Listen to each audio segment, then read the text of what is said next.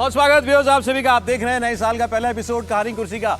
और हमने पिछले अभी सेगमेंट में बात की भाई क्या छाप छोड़ करके गए नरेंद्र मोदी, अभी तक आगे क्या दिखता है, राहुल गांधी अभी तक क्या अचीव कर पाए हैं, और उनके पिता को एक रेफरेंस पॉइंट बना करके राजीव गांधी जी से हम लोगों ने तुलना की कि वो मैंडेट ऐसा था जो मोदी चाहते हैं, और उस मैंडेट को ध्वस्त जैसे उस विपक्ष ने किया वो राहुल गांधी करना चाहते हैं। कैसे होगा ये? अब इसी कड़ी में आगे अब जो बात हम करने जा रहे हैं कि कैसे एक मोमेंट को सीज किया जाता है। एक अपॉर्चुनिटी दिखती है, कैसी भी हो सकती है अपॉर्चुनिटी, किस शक्ल में आ जाए, अवसर कैसे सूरत में आ जाए कोई नहीं जानता, लेकिन उसको अपनाना और भुलाना। अब महाकुंभ आया, महाकुंभ आएगा, इसी तिथि पर आएगा, ये तो आज से सालों पहले से जानता होगा हर कोई।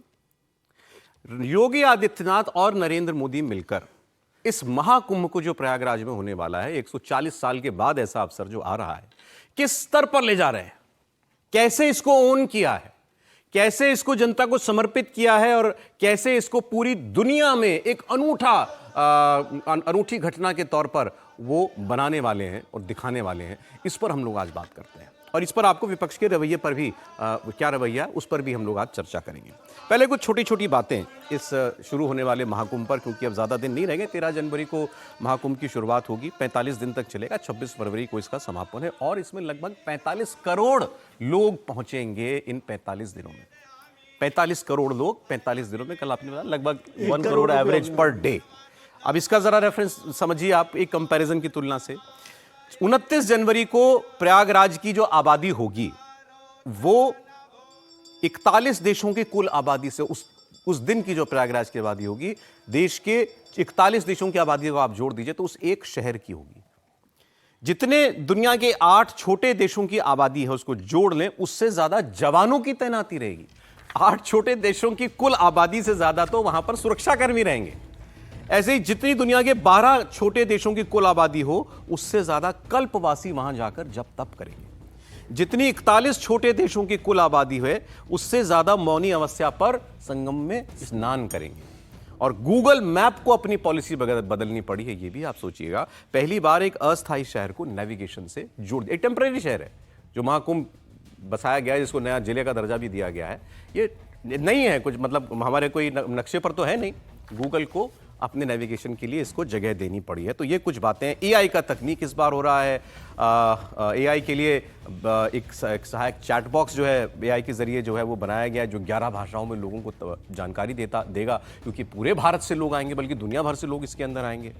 13,000 से ज्यादा ट्रेनें, 13,013 कैमरे, जितने स्टेशन है सब पर फुट ओवर ब्रिज, हजारों बसों का इंतजाम, और पता नहीं क्या क्या, ये सब कुछ किया जा रहा है। और योगी आदित्यनाथ अब महाकुंभ की तैयारियां जब लगभग पूर्ण होने को हैं, तो जगह जगह जाकर के जैसे राष्ट्रपति को न्योता देना और बड़े सभी गणमान्य लोगों को न्योता देने का उसका कार्य वो कर रहे हैं। क्योंकि प्रयागराज के वासी हैं त्रिपाठी साहब, तो त्रिपाठी साहब ये बताइए, मैंने कहीं पढ़ा कि भाई क्यों सरकार जो है इतने इंतजाम करे। एक सरकार इंतजाम करे, लोगों की व्यवस्था करे, वो तो ठीक है, लेकिन सरकार महाकुंभ को महा बना रही है, इसके पीछे क्या लॉजिक है?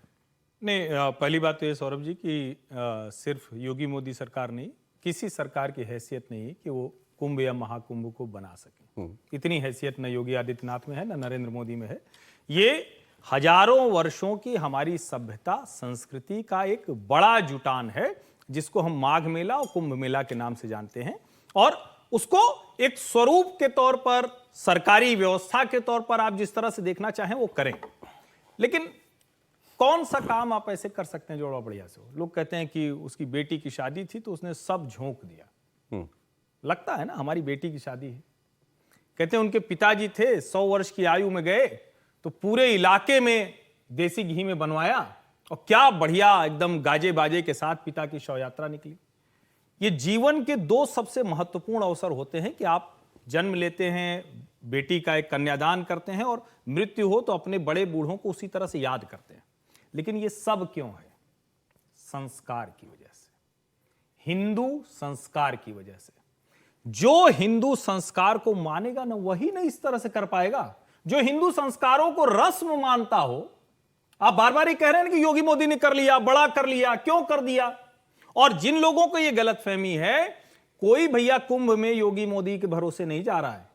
अपना पैसा खर्च करेगा, अपना टेंट देगा, योगी को भी पैसा देगा, मोदी को भी पैसा देगा। वो पैसा ले नहीं रहा योगी मोदी से। योगी जी ने 2019 में खर्चा किया था करीब 4000 करोड़ के आसपास। सिर्फ वहां की गतिविधि पर जो सरकार को रेवेन्यू मिला वो करीब करीब 1.25 लाख करोड़ का था। ये फिक्की की रिपोर्ट है, मैं कोई मतलब 4000 करोड़ का 4000 करोड़ का कुल कुंभ था और 1.25 लाख करोड़ की जो ट्रेड खरीद बिक्री जिसको कहते हैं वो गतिविधि हो गई। अब प्रोजेक्टेड है 7500 करोड़ खर्चा, 7500 करोड़। और उस 7500 करोड़ में भैया आपने अगर स्टेशन नया बनाया तो वो क्या सिर्फ वो किसी धर्म के लिए बनाया? उस पर क्या मुसलमान नहीं उतरेंगे? क्या क्रिश्चियन नहीं उतरेंगे? कोई और नहीं उतरेगा?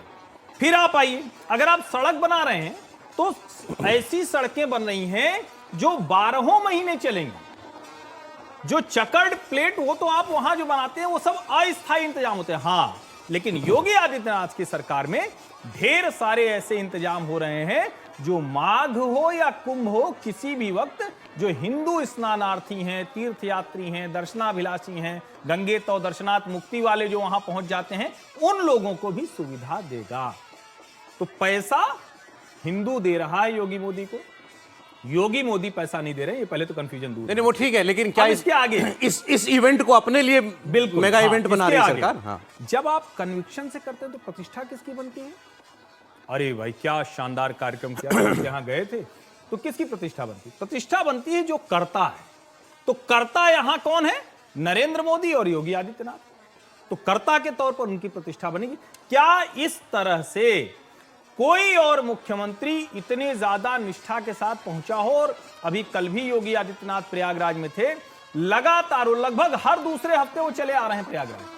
क्यों? क्योंकि आपको लगता है ना भाई कि ये सारे काम करने हैं, हमारे घर पे कार्यक्रम है, हमारा अपना कार्यक्रम है। और फिर मैं कह रहा हूं कोई हिंदुओं को कुछ नहीं दे रहा है, हिंदू सरकार की प्रतिष्ठा बढ़ाते हैं। जैसे उदाहरण के लिए आज 1 जनवरी है, कैलेंडर ईयर है, लेकिन हिंदू आज भी लाइन लेकिन आपने ये भी कहा कि ऐसा आयोजन वही कर सकता है जो संस्कारशील हिंदू होगा, हिंदू संस्कार वाला होगा, जिसको अपना लगेगा कि ये हमारा है, इससे हमें कोई दिक्कत। ये तस्वीरें जो आप देख रहे हैं ना स्क्रीन पर, ये आज ही की तस्वीरें, महाकुंभ प्रयागराज की तस्वीरें, अटल अखाड़े की पेशवाई के दौरान की तस्वीरें हैं ये।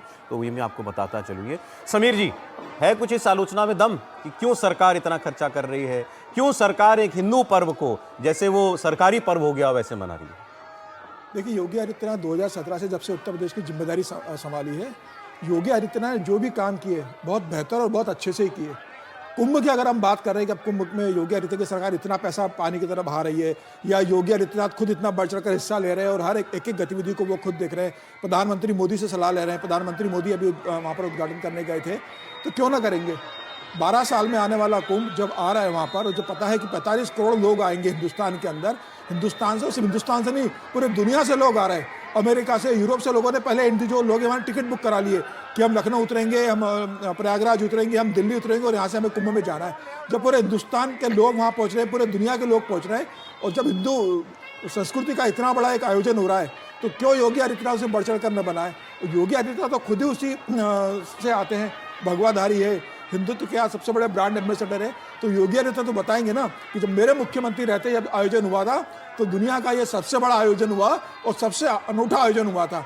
मुझे लगता है प्रधानमंत्री नरेंद्र मोदी और योगी आदित्यनाथ कुंभ के लिए जो कर रहे हैं, ऐसा शायद न कभी हुआ होगा और न भविष्य में इतना बेहतर अरेंजमेंट होगा। जिस तरीके से योगी आदित्यनाथ का मैनेजमेंट वहाँ लगातार लंबे समय से चल रहा है, और आप देखिए 45 करोड़ लोगों का पहुँचना, 45 दिन तक लोग वहाँ पर 1 करोड़ आदमी पहुँचेगा, उनकी सुरक्षा, खाने पीने की व्यवस्था, उनकी रहने की व्यवस्था, वहाँ किसी तरह का ट्रैफिक की दिक्कत ना आए, वहाँ किसी की तरह भगदड़ ना मचे, वहाँ किसी तरह का केओस उत्पन्न हो, आईटी की व्यवस्था करना, मतलब हर कदम कदम पर सब चीज़ों की आपकी व्यवस्था वहाँ करना, इतना बड़ा आयोजन योगी आदित्यनाथ क्योंकि वहाँ मन से लगे हुए हैं, दिल से लगे हुए हैं वहाँ पर, तो ये बहुत सफल आयोजन होगा। और मुझे लग रहा है ये होना चाहिए। हिंदू धर्म का ये इतना बड़ा आयोजन है, हर 12 साल बाद होने वाला, हर आदमी 12 साल इस बात की राह देखता है। हर साल होता है तो समझ में आता है कि ठीक है इस साल हुआ है, 365 दिन में फिर लौट के आने वाला है, कुछ रह गया तो अगली बार देख लेंगे। 12 साल एक बहुत लंबा कालखंड होता है। मुझे लगता है योगी आदित्यनाथ इसे ऐसा ऐतिहासिक और यादगार बनाना चाहते हैं कि आने वाले समय में जब भी कुंभ की चर्चा हो तो योगी आदित्यनाथ ने जो 2025 में किया था, मुझे लगता है ये ठीक है, उचित होना चाहिए, बिल्कुल होना चाहिए। विजय जी, मैं 1 मिनट में आ गया, लेकिन क्योंकि आपकी याददाश्त में क्योंकि होगा, आप वहीं के रहने वाले हैं भाई। एक अर्ध कुंभ तो योगी जी भी करा चुके इससे पहले भी, और एक कुंभ, पूर्ण कुंभ जो है अखिलेश जी भी करा चुके। अखिलेश जी वाला याद है आपको? याद है ना, हमारे शहर में इलाहाबाद जंक्शन पर भगदड़ मची थी, लगभग 45 लोग, संख्या हो सकता है 2-4 इधर उधर हो, 45 लोग जान गंवा बैठे थे। लगभग 100 लोग गंभीर रूप से घायल हो गए, क्योंकि मैनेजमेंट उस तरह से किया नहीं गया। दुर्घटना कहीं भी हो सकती है, कभी भी हो सकती है। लेकिन अब जैसे उदाहरण के लिए मैं बताऊं कि मैं तो अब यात्राएं करूंगा, तो अब आप जो जाएंगे, तो जो दिल्ली से ट्रेनें जाएंगी, उनमें से बड़ी संख्या में ट्रेनें 11 जनवरी के बाद, यानी जब से 13 से कुंभ शुरू होगा, तो सुबेदारगंज जंक्शन पर खड़ी होने लगेगी। अब ऐसा क्यों हो पाया? क्योंकि शहर के जो प्रयागराज जंक्शन है, उसके पहले के चारों जो आउटर जंक्शन थे, उन सबको बड़े स्टेशन में बदल दिया गया। चाहे इधर की तरफ से फाफामऊ हो, उधर की तरफ से रामबाग और उसके पहले झूसी हो, और इधर की तरफ जो नैनी छिउकी है और इधर की तरफ सुबेदारगंज है। तो अब दिल्ली से आप जाएंगे तो हो सकता है कि आपकी ट्रेन प्रयागराज जंक्शन पहले लिखा हो उसमें प्रयागराज जाएगी, लेकिन कुंभ के दौरान वो सुबेदारगंज रुक जाएगी। तो आपने पूछा क्या याद है, तो वहां के लोगों को यही याद है। इतनी अव्यवस्था वाला आजम खान मंत्री थे, उसकी जिम्मेदारी उन्हीं के पास थी। अब मेरी समझ में नहीं आता, कुंभ जैसे आयोजन की जिम्मेदारी आप आजम खान को कैसे दे सकते हो? वो कैसे लेटे हनुमान जी के मंदिर पर जाकर, जहां योगी जी बैठे हुए थे कल, वो लेटे हनुमान जी हैं। वो मान्यता है कि उठते ही नहीं। हम लोग भी कभी कभी यूनिवर्सिटी के भाषण में कहते थे कि भैया इलाहाबाद में ठीक से रहो, यहाँ तो हनुमान जी भी आके लेट गए, उठ नहीं पाए। तो ये मतलब ऐसे कह रहा हूं, लेकिन उनकी मान्यता इतनी है। और वो बाघंबरी कॉरिडोर बनवा दिया सरकार ने। तो किस लिए बनवाया? क्योंकि जिससे दर्शनार्थी आए उन सबको, क्या हनुमान मंदिर के लिए उनको उसको कहना किया जाए, ये कहा जाएगा। और इसी तरह से ढेर सारे ऐसे काम हैं जो इस वक्त किए जा रहे हैं, जो आगे जाने पर भी वहां दिखेंगे।